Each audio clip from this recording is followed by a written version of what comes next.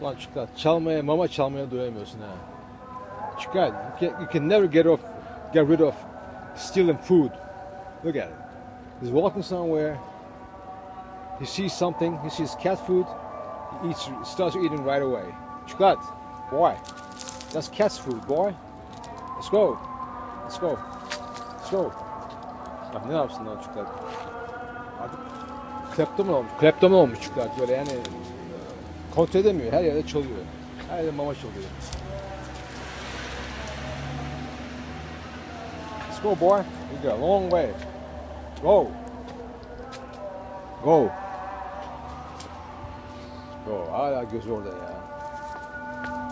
Hala göz orada ya. He wants more food. Ha Cukulat? Lan ne yapsın lan? Biraz daha mama çalacak. Hepsini bitirecek oradan. Yazık, aç herhalde ya. Vallahi. Cukulat, come here, let's go boy. I'll give you chicken. But he loves the taste of cat food. Ya o kedi mamasının tadına bayılıyor vallahi. Let's go.